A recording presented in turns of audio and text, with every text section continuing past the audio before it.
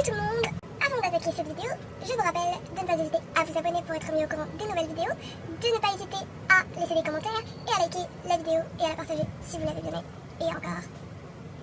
Aujourd'hui j'avais envie de vous parler d'un beau film, d'un film historique, d'un film poignant, d'un film qui fait pleurer, qui est touchant, tout ce qu'on veut, enfin bref, qui montre à la fois le pire et un petit peu du meilleur de ce que l'humanité peut offrir. Et ce film fait partie des œuvres qui m'ont beaucoup intéressée parce que depuis quelques années quand même, alors que je ne suis pas européenne, que j'ai pas forcément été touchée de façon directe par ça, mais je trouve le sujet des guerres en général et surtout des deux dernières grandes guerres mondiales très fascinant, surtout en particulier les raisons pour lesquelles elles ont commencé, qui sont à la fois très compliquées et souvent très simples. Mais là n'est pas le sujet. J'ai été voir le film sans avoir pris connaissance du fait que c'était une des sélections pour l'Oscar du meilleur film étranger. Malheureusement il ne l'a pas eu, c'était plutôt le film iranien qui l'a eu. Mais en tout cas celui-là a du mérite. En tout cas le film que j'avais envie de vous encourager à aller voir aujourd'hui, c'est en anglais Land of Mine ou en danois Under Sandet. Littéralement sous le sable, mais en français qui est Les Oubliés. Et c'est Les Oubliés parce que ils ont vraiment été oubliés par l'histoire, la grande histoire avec un grand H pour l'humanité, et aussi la grande histoire de l'Europe et du Danemark. On est plongé dans l'atmosphère post-Seconde Guerre mondiale dès le début. Le sergent danois Karl Leopold Rasmussen, qui se retrouve confronté à la horde de soldats allemands qui sont en train de quitter le territoire danois. N'hésite pas à les insulter, à les frapper, à faire preuve de sa rage, et c'est compatit avec le personnage danois parce que bon voilà, le pays avait été envahi par les Allemands, mais les soldats en eux-mêmes, en tant qu'individus, ils ne devraient pas forcément porter sur leurs épaules le poids total des malheurs qui se sont faits. Je sais que c'est un sujet très polémique, il y a beaucoup de livres qui ont été écrits, il y a beaucoup d'analyses qui ont été faites. En tout cas la photographie du film est très belle. Je ne suis pas spécialiste en la matière, mais on sent que c'est un film un peu historique parce que les couleurs sont un petit peu sépia, elle vire un petit peu vers entre le jaune et le vert. Après, effectivement, la plupart des scènes de tournage ont été faites sur des bords de plage. Et du coup, beaucoup de jaune, parce que beaucoup de sable. Revenons à nos moutons. Ce qu'il faut savoir concernant la Deuxième Guerre mondiale, c'est que à partir du moment où l'Allemagne a commencé à s'agrandir et à envahir d'autres pays, dont le Danemark, elle a toujours su qu'elle allait forcément être confrontée aux alliés, qu'elle allait arriver du côté maritime. Et du coup, pour les contrer, elle a créé une barrière de mines sur les plages danoises, et les chiffres aussi entre 1,5 million et 2 millions de mines qui ont été enfouies dans le sable et sur les bords de plage pour pouvoir empêcher l'arrivée des alliés. Donc à la fin de la Deuxième Guerre mondiale, qu'est-ce qui va se passer? Parce que ces mines-là, elles sont encore utilisables. Alors, ce qui va se passer concrètement, c'est que l'Angleterre va émettre l'idée d'utiliser des prisonniers de guerre allemands par le Danemark pour déminer ces plages. Malheureusement, ce qui va se passer, c'est que la plupart de ces soldats, c'est des jeunes, c'est des mineurs pour la plupart qui ont entre 13 et 18 ans. Et pourquoi ça? Parce qu'en fait, ils ont été les derniers à avoir été appelés par le Reich à combattre de force pour beaucoup d'entre eux, parce qu'il n'y avait plus personne pour combattre et que la plupart des soldats avaient été envoyés au front. Donc on se retrouve ici sur une généralisation d'une situation que connaît tout le pays, mais dans une sorte de huis clos en plein air avec une petite dizaine de jeunes, d'enfants. Enfin, on se sent très très mal pendant une bonne partie du film, mais c'est parce que le film il est vraiment bon, il arrive à retransmettre les émotions et le malaise de la situation. Je reviens juste sur un tout petit point d'histoire concernant les prisonniers de guerre. Normalement, avec la Convention de Genève, les prisonniers de guerre sont censés quand même être traités avec respect. Sauf que ce qui va se passer, c'est que le Danemark il va se mettre un peu en situation en porte-à-faux. Sauf que la Grande-Bretagne, dans toute sa grandeur, va trouver une solution. Ces soldats-là ne sont pas des prisonniers de guerre, mais que ce sont plutôt des soldats qui se sont portés volontaires pour, entre guillemets, rattraper les erreurs de leur pays. Donc, voilà.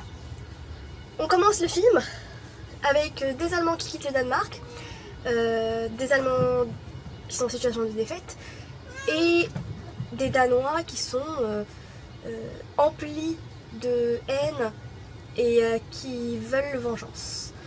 Donc, qu'est-ce qui va se passer? On va avoir comme tête de turc des petits enfants. Des enfants qui le sont parce que même si tout le monde les traite comme des soldats et qu'ils ont l'impression d'avoir le poids de l'Allemagne sur leurs épaules, c'est des gamins qui parlent de rentrer au pays, de monter des entreprises ensemble pour construire le pays parce que le pays est complètement détruit, qui jouent au ballon, qui ont envie de rencontrer des filles, qui veulent juste manger à leur faim, qui veulent revoir leurs parents.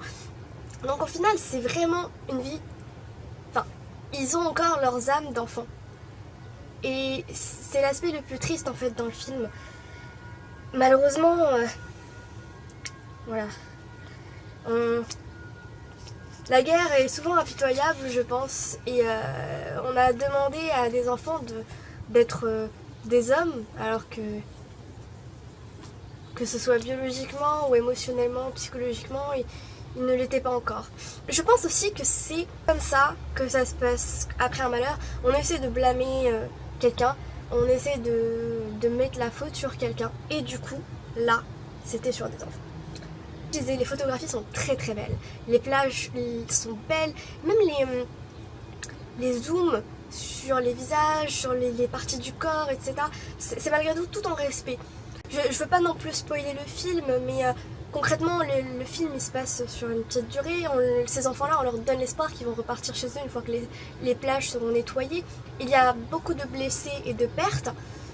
Ce qui est beau aussi dans le film et que j'ai beaucoup aimé de la part du réalisateur, c'est que autant il filme la douleur et les blessures, autant les scènes de mort des enfants sont cachées en fait, sans avoir à spoiler la totalité, mais on va dire, enfin, pendant les exercices d'entraînement, dès le début, il y a un des enfants qui a un accident, qui meurt, et le tout il se passe dans un endroit clos, on ne voit rien, on voit juste la réaction des enfants, et c'est largement suffisant pour pouvoir renvoyer et montrer toute l'horreur qu'est la guerre. Parce que la guerre concrètement elle s'arrête pas en signant une convention ou des accords entre pays, elle continue par la suite.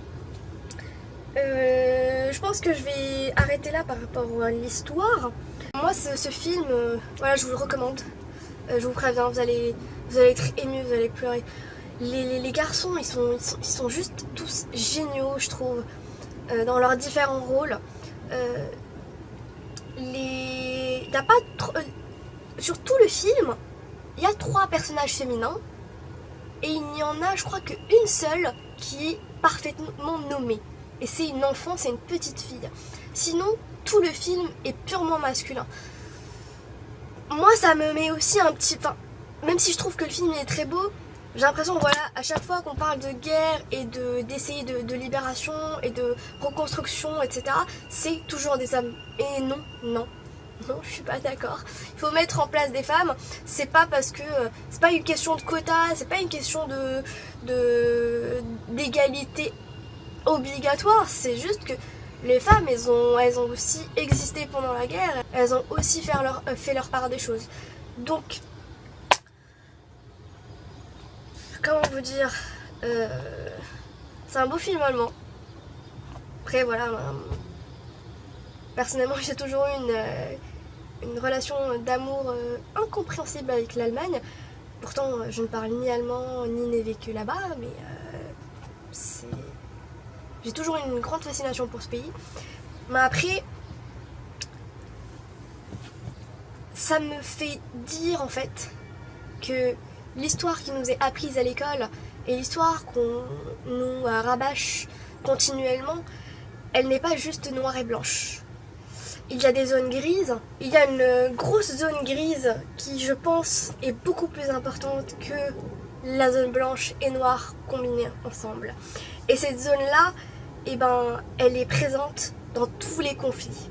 Que ce soit pendant les 2 guerres mondiales, que ce soit pendant la guerre du Vietnam, pendant la période des colonisations. Les erreurs sont faites par tous les côtés. Malheureusement, l'histoire est déterminée par les vainqueurs, et là pour le coup les vainqueurs c'était des alliés, et donc ces éléments-là concernant les jeunes garçons qui déminaient les plages, et pas seulement en Allemagne parce que ça a été aussi prouvé à plus petite échelle sur les plages françaises, mais il y avait moins d'espace à déminer, et malheureusement il y a eu plus de 2000 victimes entre les morts et les blessés qui ont perdu des membres. Donc voilà, moi ce que j'ai envie de vous dire aujourd'hui avec ce film là, c'est d'abord d'aller le voir, il est très beau, d'en discuter, que ça vous donne envie de vous intéresser un peu plus à l'histoire et pas seulement ce qui est écrit dans les manuels, mais de chercher, de faire appel à des spécialistes, à aller à des conférences. Je parle surtout pour l'instant en tout cas aux gens qui habitent dans des endroits où c'est possible. Moi je parle par exemple en France et à Paris surtout.